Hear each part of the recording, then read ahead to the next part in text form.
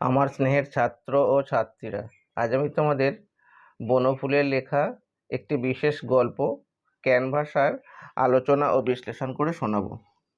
আমার চ্যানেলে নতুন হয়ে থাকলে অবশ্যই তোমরা চ্যানেলটিকে সাবস্ক্রাইব করে নিও। এই ধরনের আরও অনেক ভিডিও তোমরা আমার চ্যানেলে পেয়ে যাবে। ক্যানভাসার গল্পটি মূলত বনফুলের আরও গল্প সংকলনের অন্তর্ভুক্ত, আর এই গল্প সংকলনটি প্রকাশিত হয় 1938 খ্রিস্টাব্দে। ক্যানভাসার গল্পের কাহিনীটা সংক্ষেপে তোমাদের প্রথমে জানিয়ে রাখি। গল্পের যে নায়ক, সে বেকার, নাম তার ভৈরব। বেকারত্বের জন্য তার সংসারে অর্থাভাব অর্থাৎ দারিদ্র, আর দরিদ্র হওয়ার জন্য তার সংসারে নিত্য কলহ প্রায় লেগেই থাকে।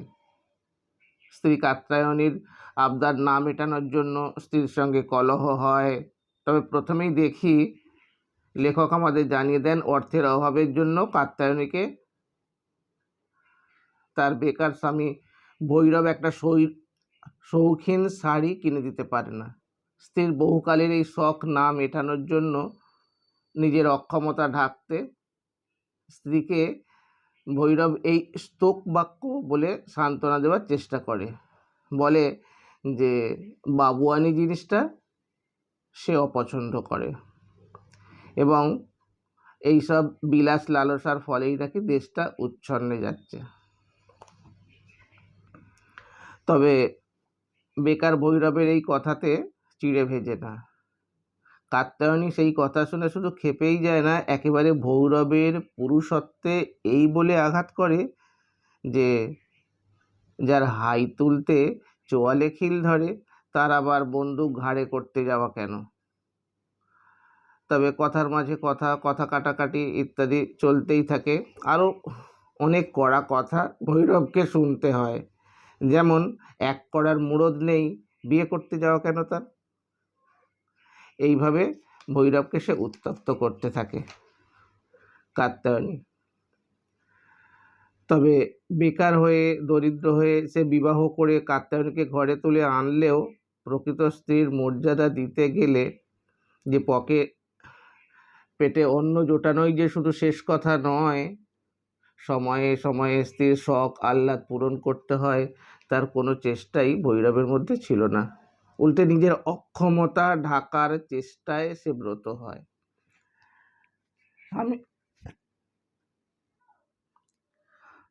তবে আত্মসম্মানে ঘা লাগলেও নিজের আর্থিক অভাববোধে ও বেকার জীবন তার পুরুষত্বের ফনাটিকে কেমন করে নিস্তেজ করে ফেলে। তবে তার মনের ভেতরের আগুন জ্বলতেই থাকে। এমন সময় দাম্পত্য কলহের জন্য সকালে অবশ্য তার দাঁত মাজা হয়ে ওঠেনি, বেরিয়েই সে বাড়ির সামনে নিম গাছের কাছে এগিয়ে গিয়ে গাছটা একটা ডাল মট করে ভেঙে ফেলে এবং নিম ডালের দাঁতন মাজতে মাজতেই সে এগিয়ে যায়। এমন সময় পথে তার সঙ্গে দেখা হয় ক্যানভাসার হীরালালের। এরপর আমি গল্প পাঠে আসছি, মনোযোগ সহকারে শোনো, প্রথম থেকে শেষ পর্যন্ত, একটুও বাদ দিও না তোমরা। কলহের মূল কারণ অবশ্য কাত্যায়নী। কাত্যায়নীর বাক্য স্ফুলিঙ্গ ভৈরবের চিত্ত বারুদে নিপতিত হইয়া অন্তর্বিপ্লব ঘটাইতেছিল।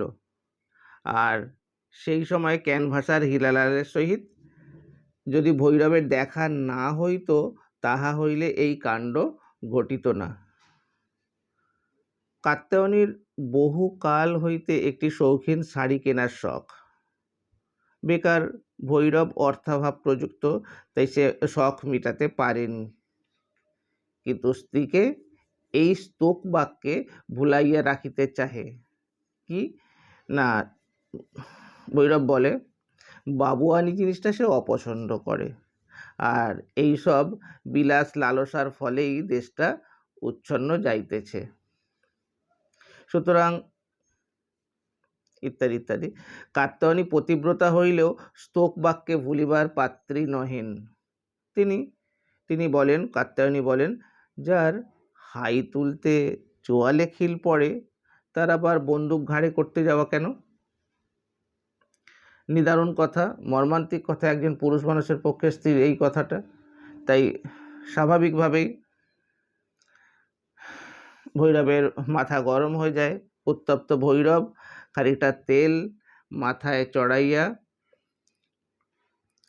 চাপড়াইয়া হন হন করিয়া বাহির হইয়া গেল। দ্বীপ প্রহরের রৌদ্রে চতুর্দিক পুড়িয়া যাইতেছে। বাহির হইয়াই সম্মুখে দেখিল নিম গাছ। সকাল হইতে দাঁতন পর্যন্ত করা হয় নাই। ভৈরব নিম গাছটার একটা ডাল নোয়াইয়া মটাস করিয়া একটা দাঁতন ভাঙিল। ঠিক এমন সময় সেখানে ক্যানভাসার হীরালালের আবির্ভাব। সে তখন ক্যানভাসিং করতে করতে আসছে। মাজন চাই, ভালো দাঁতের মাজন। ভৈরব ফিরিয়া দেখে একটা সম্পূর্ণ অচেনা ভদ্রলোক একটি ছোট্ট সুটকেস হাতে করিয়া তাহার দিকে চাহিয়া আছে। মুখে তার মৃদু হাসি। নাম তার ক্যানভাসার হীরালাল। ক্যানভাসার হীরালালের এই পল্লীগ্রামে আসার কথা নয়, তার শহরে যাওয়ার কথা ছিল। ক্যানভাসার যাইতেও ছিল শহরে, কিন্তু ট্রেনে ঘুমাইয়া পড়াতে বেচারা ওভার ক্যারেড হইয়া এই পল্লীগ্রামে নীত হইয়াছে, মানে উপনীত হয়েছে, এখানে পৌঁছেছে। আর এদিকে দেখা যাচ্ছে যে সন্ধ্যার আগে কোনো ট্রেন নেই, ফেরার ট্রেন নেই। আর যদি কিছু বিজনেস হয় এই আশায় বেচারা দুপুর রোদেও চারিদিক ঘুরে বেড়াচ্ছে। হ্যাঁ, বিস্মিত ভৈরব তাকে দেখে বলতে থাকলো, আপনি এখানে কোত্থেকে এলেন মশাই?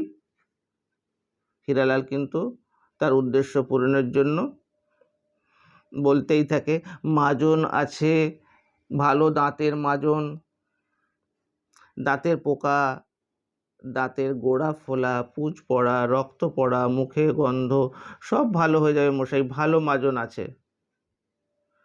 হ্যাঁ, তা তো আছে, কিন্তু আপনি এলেন কোথা থেকে? এই পাড়াগাঁয়ে আমরা একটু শান্তিতে আছি, আপনারা এসে জুটলেই তো। এইভাবে ভৈরব বকতে থাকে নিজের কথা, কিন্তু অন্যদিকে হীরালাল সেও তার উদ্দেশ্য পূরণের জন্য পরবর্তী কথা জানায় যে ব্যবহার করে দেখুন, ভালো মাজন। নিমের দাঁতনটা চিবাইতে চিবাইতে ভৈরব বলল, কচু। অর্থাৎ সেই কথা শুনে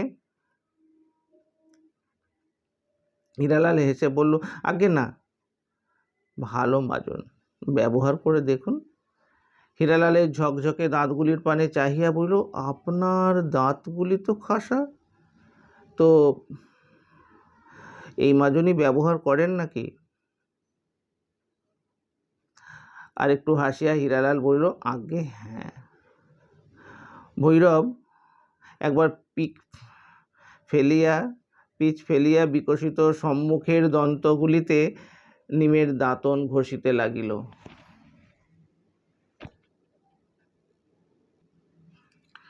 তবে বলা বাহুল্য, দৃশ্যটি নয়নাভিরাম নহে। ক্যানভাসার বলতে থাকেন, মাজন নেবেন কি? এক কৌটো। বিকৃত মুখ ভৈরব বলিল, আরে সরে পড়ুন তো মশাই, আপনারা হচ্ছেন দেশের শত্রু। দুনিয়ার যত শৌখিন বাজে জিনিস জুটিয়ে এনে আপনারা দেশটাকে রসাতলে পাঠিয়ে দিচ্ছেন, বুঝলেন? বলিয়া সে নির্বিকারভাবে দাঁতের মাজন মানে দাঁতন ঘষিতে লাগিল। হীরালাল সুন্দর দন্তগুলি বিকশিত করিয়া আরও একবার হাসিল আর বলিল যে, বুঝতে পারলাম না আপনার কথা, দেশে দন্ত রোগের তো অভাব নেই। এমন সময় হঠাৎ উত্তেজিত হয়ে ভৈরব বলল, তাতে আপনারটা কি? আপনি বেরিয়ে যান তো, আপনি বেরিয়ে যান এই গাঁ থেকে। ওসব মাজন ফাজন বুজরুকি চলবে না এখানে, চলবে না এখানে। হীরালাল ক্যানভাসার হলেও রক্ত মাংসের মানুষ, সুতরাং বলিল, আপনি কি এই গ্রামের মালিক? কথাটা অবশ্য যুক্তিযুক্ত। যুক্তিযুক্ত হলেও এই উক্তি ভৈরবের আত্মসম্মানে আঘাত করিল। হ্যাঁ, ভৈরব বেকার, তাহা সত্য। তাহার পেটে বিদ্যা নাই, তাহাও সত্য। কিন্তু তাহার গায়ে শক্তি আছে, তাহাও সত্য। যদিও সে গ্রামের মালিক নহে, কিন্তু সে ইহাকে গ্রাম ছাড়া করিতে পারে। এইসব জুয়াচরগুলো দেশের যত অপরিণামদর্শী যুবক যুবতীগুলোকে খেপাইয়া তুলিয়াছে।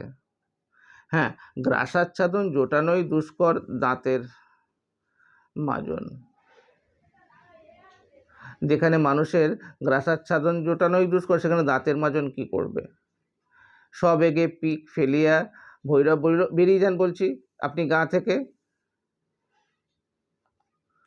হীরালাল তখন বলেন, গাঁ থেকে বার করে দেওয়ার কে মশাই আপনি শুনি? ভীম গর্জনে ভৈরব বলে, বেরিয়ে যান, আপনার মতো ঢের মিয়া দেখছি মশাই। এরপরই দেখা গেল যে ভৈরব ছুটে গিয়ে হীরালালের গণ্ডদেশে প্রচণ্ড চপেটাঘাত করিল।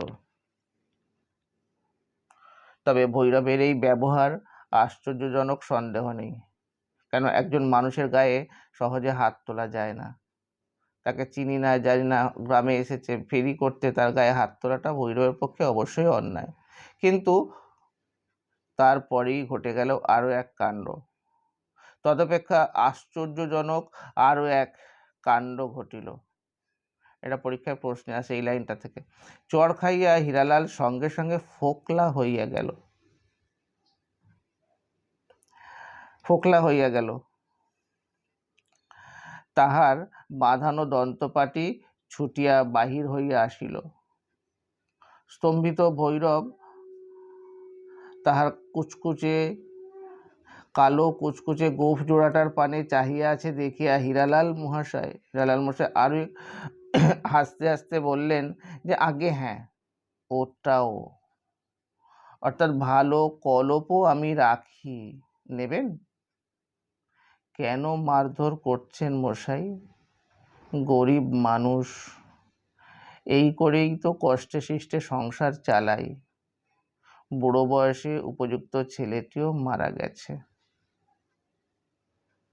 সেই কথা শুনে, সেই সেন্টিমেন্টাল কথা শুনে হতভম্ব নির্বাক ভৈরবের বাক্যস্ফূর্তি হলেও সে বলল, আচ্ছা দিন, এক কৌটো মাজন।